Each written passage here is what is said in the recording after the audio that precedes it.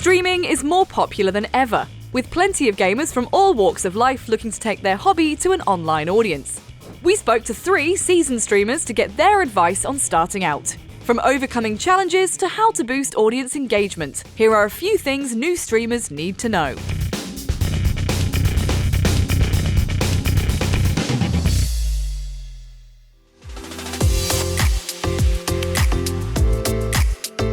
Hello, my name is Ben or Benjamin, or Ready Set Ben on Twitch, and I've been streaming for approximately 4 years. Hello, my name is Sophie, also known as Kadea on Twitch, and I've been streaming for 7 years now.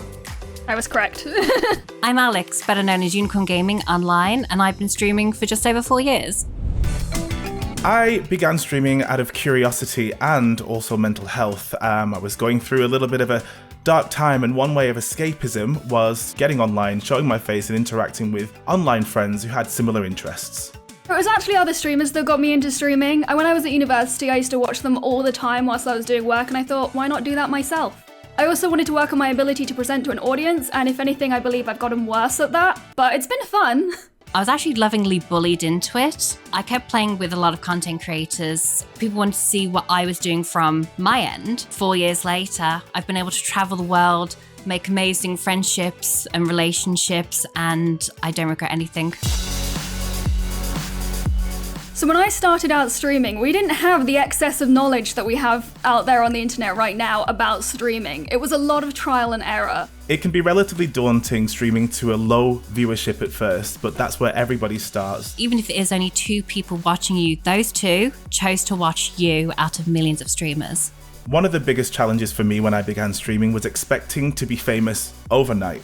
It's hard to grow, to build a community, to constantly innovate, to figure out what works for you, to network, and to deal with a constant stream of judgment from other people. It'll all come with time, providing you are consistent, especially with the schedule.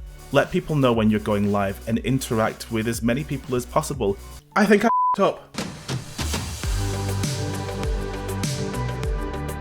The way I made myself stand out is I played games that I enjoyed. I also really played into the name. You can see unicorns behind me, but I also have a large unicorn onesie that I would wear on stream.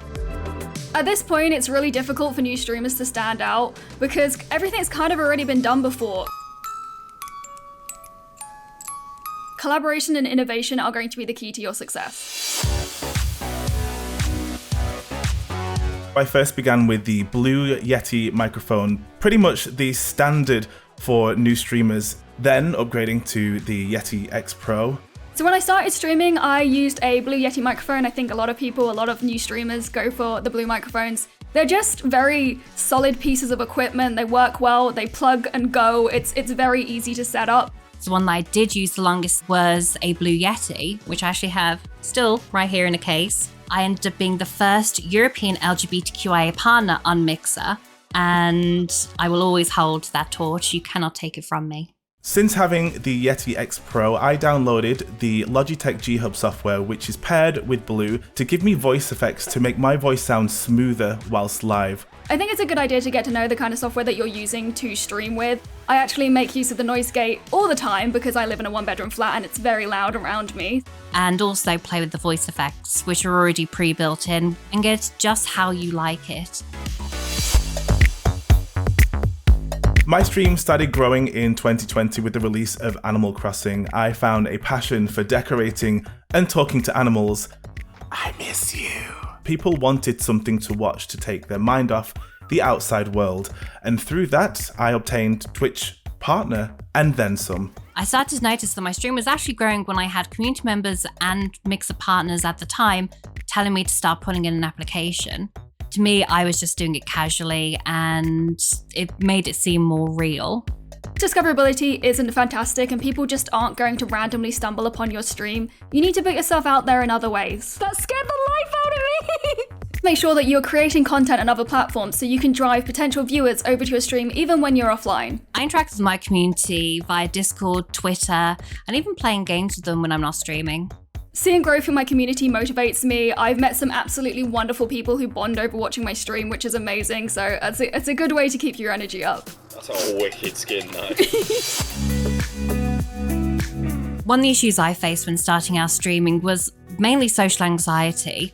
As you can hear, I don't have the most normal of voices. I got over this lack of confidence thanks to my community. They made it known that they enjoyed me for my individuality and that they will always have my back. When I started streaming, I couldn't carry a conversation like I can now, and now I just let it all out and people seem to like it for some reason. I did not expect Elysian to be there. I thought I would just come out and do the camera. Some of the challenges I still face today are balancing my workload with everything else going on in my life, as well as being consistent. I'm not a full-time streamer, I have a full-time job, and it's incredibly difficult to do both at once. When I first started streaming, I knew there were people out there like me that struggled with social interactions, but through having conversations about my anxieties, I built myself up. I gained this new confidence, and I was able to then take that into my everyday life. For me, the best thing about streaming is being able to interact with my community on a daily basis. With us not being able to see friends, family, being able to travel and everything, having those small moments of enjoyment, which I hope do come from my stream, really do mean a lot. The best thing about streaming is definitely meeting cool people, like-minded streamers, game devs, people in your community or other communities that you just vibe with. I've met some of my best friends through Twitch. The best thing about streaming for me is the fact that I've made so many friends over the last 4 years. Deleting the stigma that they are just online friends, they're not. Anybody that spends more than a couple of hours with you and knows your life history as much as you know their history is a friend.